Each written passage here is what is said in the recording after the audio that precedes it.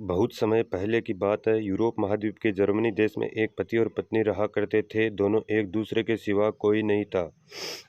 विवाह के कई वर्षों उपरांत भी उनकी कोई संतान नहीं हुई। समय इसी प्रकार से गुजर रहा था कि अचानक एक दिन स्त्री को अपनी कोख में संतान की अनुभूति हुई और गर्भावस्था के दौरान उसको कुछ इस प्रकार महसूस हुआ कि उसको रैंप जेल नामक शाक खानी चाहिए।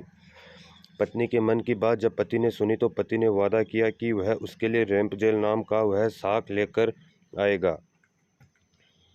आसपास वह शाक कहीं भी उपलब्ध नहीं था। पति पत्नी एक जादूगरनी के बगीचे के समीप रहते थे।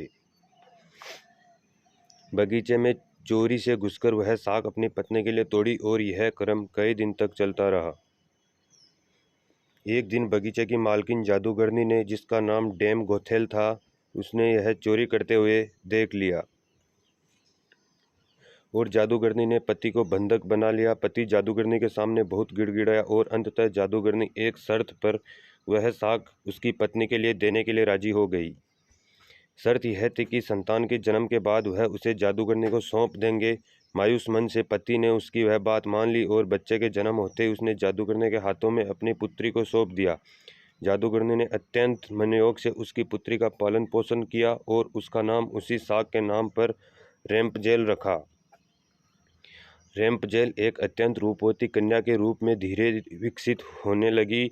उसके सुनहरे बाल और अद्वितीय रूप की चर्चा आसपास की जगहों पर धीमे धीमे फैलने लगी। कन्या के 12 वर्ष के होते ही जादूगरनी डेम गोथेल ने उसको एक ऐसी मीनार में कैद किया जिसमें ना तो कोई दरवाज़ा था और ना ही चढ़ने के लिए कोई सीढ़ी। इसमें एक ऊंचे स्थान पर एक कमरा था जिसमें कि केवल एक खिड़की थी। जादूगरनी अपनी जादुई शक्तियों के माध्यम से छोटी बच्ची तक पहुंचती और हर दिन उससे मिलने के लिए दिन के समय जरूर जाती। इसी प्रकार दिन बीतने लगे। वह बच्ची बड़ी होकर अत्यंत रूपवती स्त्री के रूप में विकसित हुई।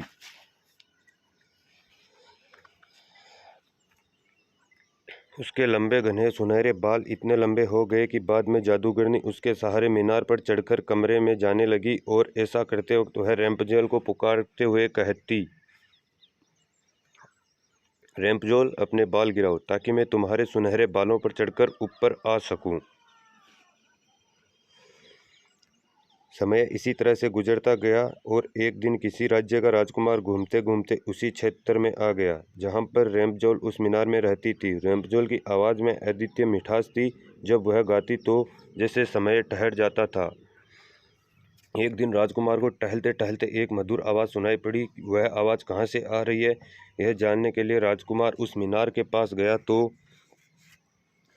उसे दिखाई पड़ा कि ऊंची मीनार के कमरे में एक सुंदर रूपवती स्त्री रहती है। इसकी इस मीठी आवाज़ को सुनकर राजकुमार उसकी तरफ अत्यंत आकर्षित हुआ और वह अपनी उत्सुकता पर काबू न रख सका। उसने मन में ठान ली कि वह इस बंद मीनार में रहने वाली स्त्री जिसकी आवाज़ इतनी मधुर है के विषय में जान के ही रहेगा। एक दिन के समय जादूगरनी रैंपजोल से मिलने आई तो उसने जादूगरनी को वह शब्द कहते और बालों के जरिए ऊपर चढ़ते हुए देख लिया। राजकुमार ने इसी प्रकार जब रात के समय रैंपजोल को पुकारा तो उसने आने के लिए मीनार के सहारे अपने बालों को लटका दिया। राजकुमार ऊपर जाकर रैंपजोल से मिला।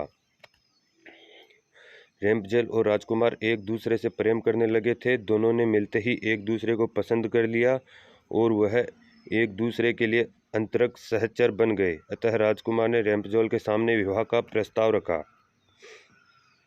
रैंपजोल इस पर सहमत हुई और दोनों का मिलना जुलना धीमे धीमे बढ़ने लगा। जादूगरनी डेम गोथेल रोज दिन के समय रैंपजोल से मिलने के लिए आया करती थी। राजकुमार और रैंपजोल ने मिलकर एक योजना बनाई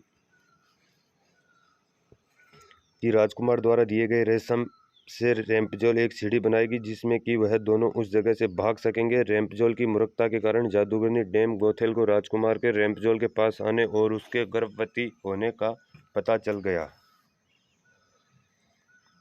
जादूगरनी डेम गोथेल ने रैंपजोल को मीनार से बाहर निकाल दिया और जंगली जानवरों के बीच में जंगल में विचरण को अकेला छोड़ दिया और वह स्वयं उस मीनार के कमरे में जाकर छुप गई। राजकुमार ने चढ़ने के लिए उसने अपने रैंपजोल के बालों को काटकर मीनार के बाहर लटका दिया ताकि राजकुमार ऊपर चढ़ सके और उसे कोई शंका न हो। जब राजकुमार रैम्पजोल से मिलने के लिए उस रात आया तो रैम्पजोल की जगह जादूगरनी को पाकर वह भयभीत हो गया और मीनार से कूद पड़ा, जिससे कि नीचे पड़े कांटों से उसके दोनों आंखों की रोशनी चली गई। जब राजकुमार नीचे गिरने लगा तो उसके हाथों में रैम्पजोल के कटे हुए बाल आ गए।